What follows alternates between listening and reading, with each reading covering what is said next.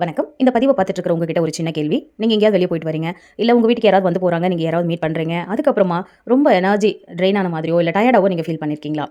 இந்த அனுபவம் எல்லாருக்குமே இருக்கும் இல்லையா? இந்த டயர்ட்னஸ் நெக்ஸ்ட் டே வரைக்கும் கூட இருந்திருக்கலாம். ஆனா அது என்னமோ அப்படின்னு எல்லாரும் ஈஸியா கடந்து வந்துருவோம். ஆனால் அந்த இடத்துல என்ன நடந்திருக்கு தெரியுமா? உங்களுக்குமே இல்ல அந்த பர்ட்டிகுலர் பிளேஸ்க்கோ இல்ல அந்த பர்ட்டிகுலர் பெர்சனுக்குமே நடுவுல ஆற்றல் பரிமாற்றம் அப்படின்ற அந்த எனர்ஜி எக்ஸ்சேஞ்ச்ன்றது நடந்திருக்கும்.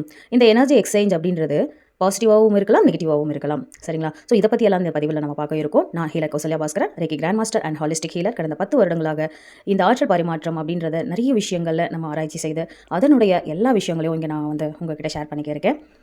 காரணமே இல்லாமல் ஒரு சிலருக்கு பயம், வாழ்க்கையில் தடுமாற்றம், சுபகாரியங்கள் தடைப்படுறது, உடல்நல சீர்கேடு அடிக்கடி ஏற்படுறது, இப்படி எல்லா விஷயங்களும் தொடர்ந்து நடைபெறுது அடிக்கடி காரணம் இல்லாமல். அப்படின்னா என்ன நினைப்பாங்க அந்த இடத்துல?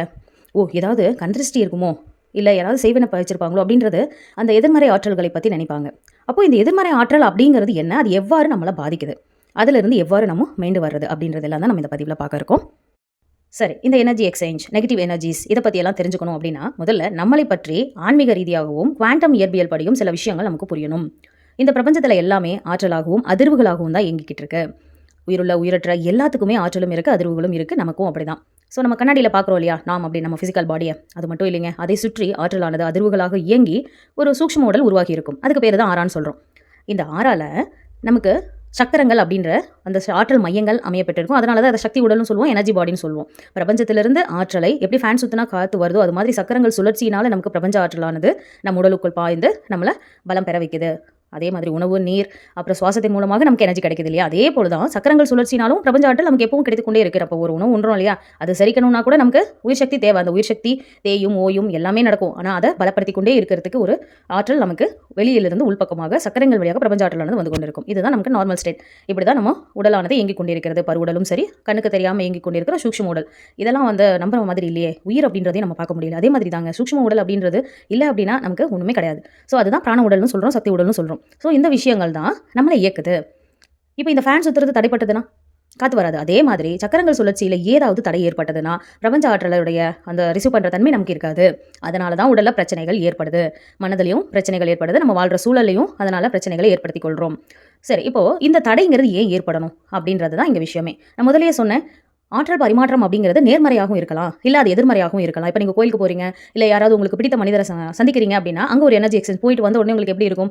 நல்லா, அப்பா இனிமேல் நான் நல்லா வேலை செய்யணும்ப்பா, அந்த மாதிரி உங்களுக்கு ஒரு நல்ல ஒரு எனர்ஜி கிடைச்ச மாதிரி ஃபீல் பண்ணுவீங்க, நல்லா இது பண்ணுவீங்க. ஆனால் காரணம் இல்லாமல் சில இடங்களில் நீங்கள் பார்த்தீங்க அப்படின்னா டயர்ட் ஆகிறது, இல்லை அடிக்கடி வந்து ஏதாவது சுபகாரியங்களோ இல்லை காரியங்கள் வந்து நீங்கள் நினச்சது தடைப்பட்டு போகிறது, அப்புறமா அடிக்கடி உடல்நல கோளாறுகள் ஏற்படுறது, இந்த பணவரவு தடைப்பட்டு போகிறது, இப்படி கோபம், வீட்டுக்குள்ளே இருக்கிற எல்லாருக்கிட்டையுமே ஒரு மனசஞ்சலம்ங்கிறது இருந்துகிட்டே இருக்கும். இதெல்லாம் என்ன காரணம் இல்லாமல் ஏன் திடீர்னு இப்படி நடக்குது அப்படிங்கும்போது அந்த இடத்துல என்ன தோணும் உங்களுக்கு?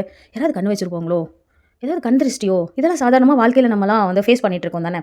அப்போ கண் திருஷ்டி ஒருத்தர் எப்படிங்க நம்மளை வந்து பாதிக்குது? அவங்க கண்ணு அங்கே இருக்குது, அவங்க கிட்ட இருக்கு, எப்படி நம்மளை அது பாதிக்குது அப்படின்றது ஒரு கேள்வி இங்கே வருது இல்லையா? இதுதாங்க எனர்ஜி எக்ஸ்சேஞ்ச். அவங்களுடைய எண்ணங்கள், அந்த நெகட்டிவ் இன்டென்ஷன் அப்படின்றது உங்களுடைய சக்கரங்களுடைய சுழற்சியில், அதாவது நேராக அது அந்த எண்ணங்கள் வந்து அதிர்வுகளாக தான் வருது இல்லையா? எல்லாத்துக்குமே ஆற்றல் அதிர்வுன்னு சொன்னேன். அந்த எண்ணத்துக்கும் ஒரு அதிர்வு இருக்குது. அன்புனா அது ஒரு அதிர்வு, மகிழ்ச்சினா அது ஒரு அதிர்வு. இப்போ அவங்க வந்து ஒரு பொறாமைங்கிற அதிர்வு உங்ககிட்ட அனுப்புறாங்கன்னா அது ஒரு எதிர்மறையான அதிர்வு, அது லோ ஃப்ரீக்வன்சின்னு சொல்லுவோம். அந்த லோ ஃப்ரீக்வன்சி உங்களுடைய சக்கரங்கள் மேலே, அதாவது ஆறாளப்பட்டதுன்னா அது அதில் சக்கரங்கள் இருக்கு இல்லையா, அதில் படப்பட உங்களுக்கு என்ன ஆகுதுன்னா அதோட சுழற்சி பாதிக்கப்படுது. அப்போது பிரபஞ்ச ஆற்றலுடைய தடை உங்களுக்கு ஏற்பட போகுது. அதனால தான் இத்தனை பிரச்சனையும் உங்களுக்கு ஏற்படுது. இப்போ புரியுதா? இந்த இடத்துல ஆற்றல் உள்ள வரதுக்கு பதிலாக உங்கள் ஆற்றலானது உங்கள் ஏற்கனவே உங்கள் உடம்புல இருந்து வெளியேறுது. இதுதான் கண் திருஷ்டின்னு சொல்லுவோம்.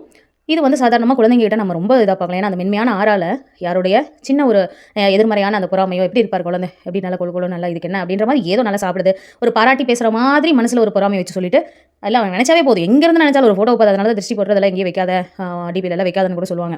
ஸோ இதெல்லாம் அந்த கண் திருஷ்டி அப்படின்றத வந்து இப்படி தாங்க.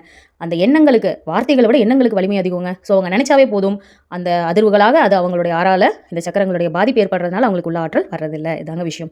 சரி, இந்த கண் திருஷ்டி அப்படின்றத நம்ம ரொம்ப எளிமையாக போக்கிடலாம். அதெல்லாம் நம்ம பின்னாடி பார்க்கலாம். இது ஒரு வகையான எதிர்மறை ஆற்றல் அப்படின்றதுல தெரிஞ்சுக்கோங்க. இப்போ அடுத்து பார்க்கலாம். இப்போ நம்ம முதல்ல பார்த்த மாதிரி சடனாக அவங்களுக்கு வர அந்த சேஞ்சஸ், அது சின்ன சின்ன மாற்றங்கள் அப்படின்றத தாண்டி பல காலமாக, அதாவது பல தலைமுறைகளாக இதெல்லாம் வந்து இப்படி தாங்க இருக்குது. ஏதோ ஒரு விஷயம் வந்து இவங்களுக்குள்ளே நடக்கிறதுனால இந்த பொருளாதார மேம்பாடு இல்லை, ஒட்டுமொத்தமாக சீர்குலைஞ்சிருக்கு, திடீர் மரணங்கள் ஏற்பட்டு கொண்டே இருக்குது, என்ன மாதிரி விஷயங்கள் தெரியல, இந்த ஒரு தீராத நோய் அவங்க எல்லாரையும் பல காலமாக பாதித்து கொண்டே இருக்குது, இப்படியெல்லாம் சொல்லுவாங்க. இப்போது இதை என்ன அப்படின்றது பார்த்தோம்னா, இது சாதாரணமான ஒரு விஷயமா இல்லாமல் வெளிப்புறத்திலிருந்து ஏதோ ஒரு சக்தியை சடங்குகளை செய்து அவங்களுக்கு அதை அனுப்பிச்சிருக்காங்க. இதை தான் நம்ம முன்னோர்கள் பில்லி சூனியம் இது மாதிரியெல்லாம் வந்து சொல்லுவாங்க. பிளாக் மேஜிக் அப்படின்றதுக்குள்ளே வரும். இது மிகப்பெரிய மாற்றத்தை அவங்களுக்கு ஏற்படுத்தி கொண்டே இருக்கும். மாற்ற பரிமாற்றம் வந்து அவங்களுக்குள்ள தொடர்ந்து இருந்துக்கிட்டே இருக்குங்க. அதனால் அவங்க வந்து கம்ப்ளீட்டாக நிலை குலைஞ்சு போயிருப்பாங்க. ஸோ இதுவும் எதிர்மறை ஆற்றல் அப்படின்றதுல ஒன்று தான். ஆனால் இது ரொம்ப தீவிரமான விஷயங்களை அவங்க வாழ்க்கையில் ஏற்படுத்தி கொண்டு இருக்கும். அப்போ இதிலிருந்து எப்படிங்க மீள்றது பார்க்கலாம். அடுத்து இன்னும் ஒரு சிலர் நம்பவே முடியாத அமானுஷ்யமான விஷயங்களை வந்து அனுபவிப்பாங்க. யாரோ போட்டு என்ன தூங்கும்போது அமுத்துற மாதிரி இருக்குது, எனக்குள்ளே இருந்து பேசிக்கிட்டே இருக்காங்க, இதை செய்ய அதை செய்யன்னு கமெண்ட் பண்ணுறாங்க, அப்புறம் என்ன கண்காணிச்சிக்கிட்டே இருக்காங்க. இதெல்லாம் நம்மக்கிட்ட சொன்னால் நம்ம நம்ப கூட மாட்டோம். ஆனால் அவங்களுக்குள்ள அது நடந்துகிட்டு இருக்கும். ஸோ இதனாலேயே காரணமில்லாத அதீத தீவிர அச்சம்னு சொல்லுவாங்க. அது ஏற்படுறதுனால அவங்களுடைய நடை உடை பாவனம் எல்லாமே ஒன்றும் ஆக்ரோஷமாக மாறிடும், இல்லை டோட்டல் சைலண்ட்டாக இருப்பாங்க. இது மாதிரி அவங்களுடைய வாழ்க்கையவே புரட்டி போட்டுவிடுங்க இது மாதிரியான ஒரு எதிர்மறை ஆற்றலானது. இதுக்கு பேர் வந்து கெட்ட ஆவி. துர்மரணம் ஏற்படும் போது அவங்களுக்குள்ளே இருக்கிற அந்த ஆசைகள் எல்லாம் இன்னொருத்தர் மேலே திணிக்கிறது அப்படின்ற மாதிரி அந்த கெட்ட ஆத்மா அவங்களை பாதிக்குது. இதுக்கு பேர் வந்து அன்ஃப்ரெண்ட்லி கோஸ்ட் அப்படிலாம் சொல்கிறாங்க இல்லையா. ஸோ இது வந்து மிக மோசமான விளைவுகளை ஒருத்தருக்கு ஏற்படுத்தக்கூடியது. இது எல்லாமே வெளிப்புறமாக இருந்து, அதாவது கண் திருஷ்டி, பிளாக் மேஜிக், இந்த மாதிரி ஒரு அன்ஃப்ரெண்ட்லி கோஸ்ட் அந்த மாதிரி எல்லாமே வெளிப்புறத்திலிருந்து ஒருவருடைய ஆற்றல் நிலையை பாதித்து அவங்களுக்குள்ள எதிர்மறை ஆற்றலை வந்து திணிக்கிறது. இன்னொரு மோசமான விஷயம் இருக்குங்க. அது என்னங்கிறத அடுத்து பார்க்கலாம். இவ்வளோ நேரம் நம்ம பார்த்தது வெளிப்புறத்திலிருந்து சக்தியானது ஒருவருடைய ஆற்றல் களத்தை பாதிக்குது. அங்கே எனர்ஜி இம்பேலன்ஸ் ஏற்படுது. அதனால் அவர் வாழ்க்கையில் உடல் அளவில், மனதளவில், வாழ்க்கை சூழலில் மாற்றம் ஏற்படுது. இது எல்லாமே புறக்காரணிகள் அப்படின்றதுல வந்துடும். ஆனால் ஒரு சிலருக்கு பார்த்தீங்க அப்படின்னா இந்த எதிர்மறை ஆற்றலானது அவருக்குள்ளே இருந்தே உருவாகுது. அது எப்படிங்கன்னா அதுதான் நெகட்டிவ் தாட்ஸ் அண்ட் இமோஷன்ஸ், அதாவது லோ ஃப்ரீக்வன்சி இமோஷன்ஸ் அப்படின்னு சொல்லுவாங்க. அந்த எதிர்மறை எண்ணங்கள் என்னென்னா இந்த பயம், கோபம், துக்கம், கவலை, சந்தேகப்படுறது, இது எல்லாமே யார் ஒருத்தர் இதே மாதிரியான, ஏன்னா இது எல்லாமே மன உணர்ச்சிகள் தான். மகிழ்ச்சி, அன்பு, இது இப்போ நம்ம முதல்ல பார்த்த அந்த லோ ஃப்ரீக்வன்சி எனர்ஜிஸ் எல்லாமே மனித உணர்ச்சிகள் தானே. எல்லாம் வெளிப்படுத்தி தானே ஆகணும் சந்தர்ப்பத்துக்கு அப்படின்னு சொல்லலாம். ஆனால் அடிக்கடி வெளிப்படுத்தும் போது தான், இப்போ ஒன்றும் இல்லைங்க, இந்த பயம் அப்படின்ற ஒரு விஷயத்தை, ஒரு உணர்ச்சியை அவர் அடிக்கடி வெளிப்படுத்துறாரு அப்படின்னா 2 விதமான விஷயங்கள் அவங்க உடம்புல நடக்குங்க. ஒன்று, அதிகமான பிராண ஆற்றல் செலவழியும் அந்த இடத்துல. பயப்படும் போது, கோபப்படும் போது, துக்கப்படும் போது, கவலைப்படும் போது எவ்வளோ டயர்டாக ஃபீல் பண்ணுவீங்க. கோபப்பட்டு கத்திட்டீங்க, இவ்வளோ டயர்டாவீங்க. அதே மாதிரி தான் பயம் வந்துருச்சுன்னா அந்த இடத்துல இன்ஸ்டண்ட்டாக சக்தியானது ரொம்ப அதிகமாக செலவாயிடும். இன்னொரு விஷயமும் சேர்ந்து நடக்கும். அந்த இடத்துல பிராண ஆற்றல் வர்றதும் தடைப்படும் அந்த சமயத்தில். ஸோ இருக்கிற சக்தியும் செலவாகுது, மேலும் சக்தியும் நமக்கு கிடைக்காம போகுது. அப்போ லோ ஃப்ரீக்வன்சி எனர்ஜி நமக்குள்ளேருந்து உருவாகுறது மிகப்பெரிய பாதிப்பு உருவாக்குதுங்க. இதுக்கு ஒரு எக்ஸாம்பிள் சொல்லணும் அப்படின்னா, காலரா அப்படின்றதுக்கெல்லாம் தடுப்பூசி கண்டுபிடிக்கிறதுக்கு முன்னாடியே இந்த ஒரு ரிசர்ச் ஸ்டடி பண்ணியிருக்காங்க. காலராங்கிற ஒரு நோய் ஒரு கிராமத்தில் வந்தது அப்படின்னா அந்த நோய் வந்து இறந்தவங்களை விட அது வந்துருமோ அப்படின்ற பயத்தில் இறந்தவங்களோட எண்ணிக்கை தான் அதிகம் அப்படின்னு ஒரு ஸ்டடியில் சொல்லியிருப்பாங்க. அதை கூகுள் பண்ணி பாருங்கள். இது மாதிரி நமக்கு அந்த எண்ணங்கள், அதாவது எதிர்மறை எண்ணங்கள், அந்த எதிர்மறையான லோ ஃப்ரீக்வன்சி இமோஷன்ஸ் எல்லாம் ஏற்படும் போது 2 பாதகங்கள் நம்ம உடம்புல நடக்குது. சக்தியானது பேரிழப்பு நம்ம உடம்புலேருந்து ஏற்படுது, சக்தி உள்ளேயும் வராமல். ஏன்னா இந்த எப்படி ஃபேன் ஒன்றா தான் காற்று வருது, அதில் ஒரு தடைங்கிறது இந்த எதிர்மறை ஆற்றல் போய் படியும் போது அந்த ஃபேன் சுத்தாது, அதனால் காற்று உள்ளே வராது, அவ்வளோதான். அப்போ இது ஈஸியாக உங்களுக்கு புரியுது இல்லையா. அப்போது நம்ம எப்போவுமே உணர்ச்சிகளுக்குள்ளே தான் இருக்கிறோம். இதை அடிக்கடி வெளிப்படுத்த வேண்டாம் அப்படின்றது தான். அப்போ யார் ஒருத்தர் கண் திருஷ்டி வைக்கல, பில்லி சூனியம் செய்யலை, ஆனால் அதை பற்றி நினச்சி இது இருக்கும்னு நினச்சே நிறைய பேரை வந்து அது அந்த பயத்திலேயே இருக்காங்க. அதனாலேயே அவங்களுக்கு நிறைய விஷயங்கள் வாழ்க்கையில் தடைப்படுது. இப்போ ஒரு பயத்தினால அவங்க வந்து மனநிலையும் சரியில்லாமன்னா அவங்க எந்த விஷயத்தில் ஒரு இன்டர்வியூ போனாலும் அங்கே சரியாக அவங்க செய்ய மாட்டாங்க. அதனால் வேலை கிடைக்காம போயிடும். இப்போ பொருளாதாரத்தையும் பின்னாடி வரும் இல்லையா. எல்லாமே வாழ்க்கை சூழல் கண்டிப்பாக உடலையும் மனசையும் பொறுத்து மாறுது. இதெல்லாம் நாங்கள் கண்கூடா நிறைய கிளைண்ட்ஸ் கிட்ட பார்த்து இதுதாங்க பிரச்சனை, உங்களுக்குள்ளே இருக்கிறது தான் பிரச்சனை.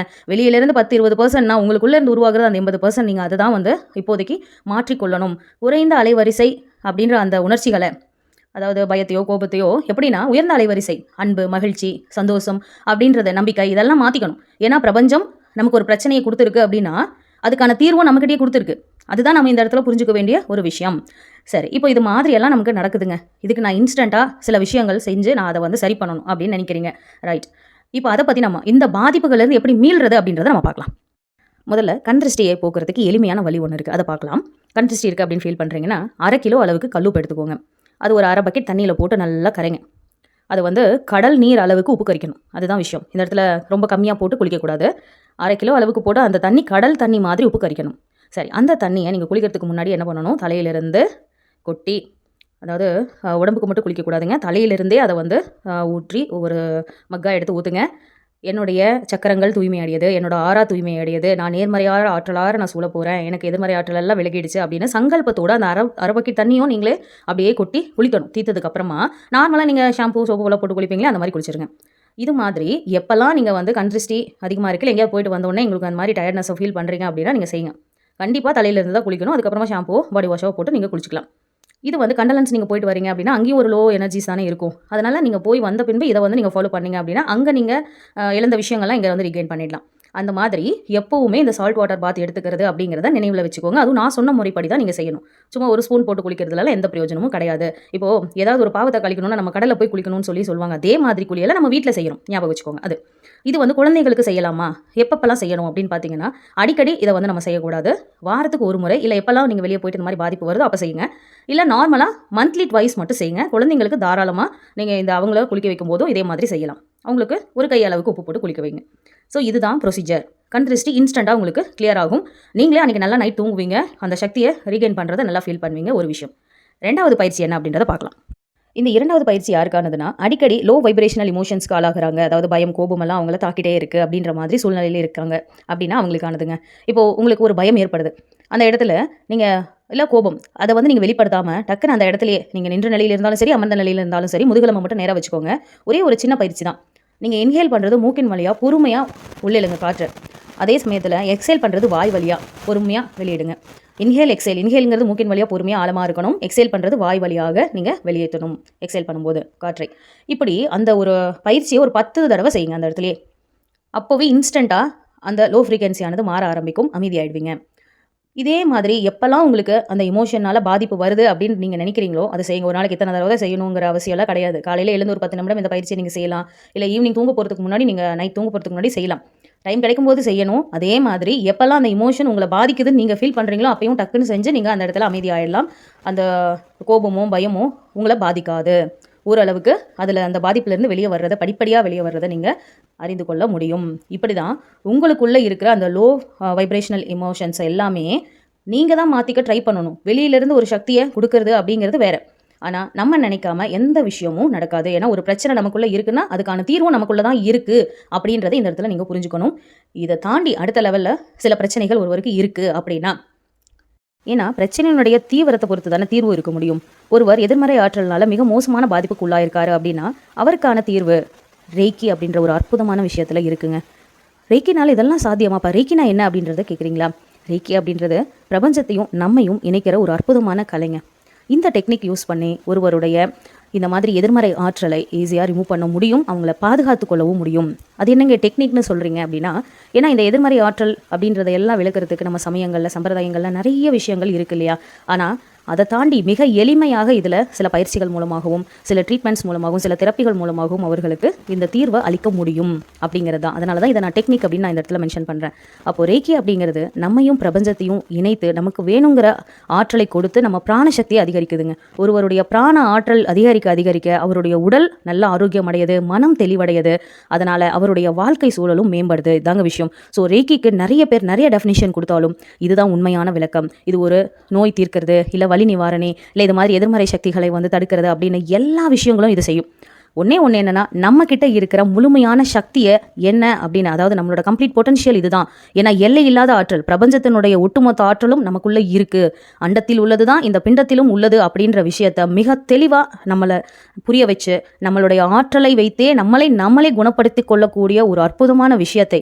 ஏன்னா எல்லோருக்குள்ளேயும் ஒரு டாக்டர், இப்போ எனக்கான சிறந்த டாக்டர், சிறந்த ஹீலர் அப்படின்னா அது நான் மட்டும்தான். அதே மாதிரி தான் நீங்களும் உங்களுக்கான என்ன தீர்வு அப்படின்றது உங்களுக்குள்ளேயே இருக்குது. அதை தூண்டி எடுத்து அந்த ஹீலிங் ப்ராசஸை கொடுக்கறது தான் ரேக்கி. ஸோ இந்த ஒரு அற்புதமான விஷயத்தை வீட்டுக்கு ஒருவர் அறிந்து உங்களையும் உங்களை வீட்டில் இருக்கிற ஒவ்வொருத்தரையும் பாதுகாத்து வாழ்க்கையில் எல்லா சிறப்போடும் நீங்கள் வாழ முடியும். ஸோ அசாதாரணமான தைரியத்தை கொடுத்து தன்னம்பிக்கையை வளர்த்து உங்களையும் பிரபஞ்சத்தையும் இணைக்கக்கூடிய இந்த அற்புதமான ரேக்கி கலையில் நீங்கள் ட்ரீட்மெண்ட் எடுத்துக்கணுமா, இல்லை வகுப்பினை பற்றி தெரிந்து கொள்ளணுமா அப்படின்னா ஸ்க்ரீனில் இருக்கிற இந்த நம்பருக்கு காலர் வாட்ஸ்அப் பண்ணுங்கள். நீங்கள் உலகத்தில் எங்கே இருந்தாலும் உங்களுக்கான சர்வீஸ் ஆன்லைன் மூலமாக செய்து கொடுக்கப்படும். இதை நாங்கள் கடந்த 10 ஆண்டுகளுக்கு மேல் மிக சிறப்பாக செய்து கொண்டிருக்கோம் அப்படின்றத இந்த இடத்துல நான் பதிவு பண்ணிக்கிறேன். மேலும் இது மாதிரியான பதிவுகள் தொடர்ந்து நம்ம சேனலில் வர இருக்கு. சப்ஸ்கிரைப் பண்ணுங்கள், லைக் பண்ணுங்கள். பி கான்ஃபிடென்ட், நல்லதே நடக்கும்.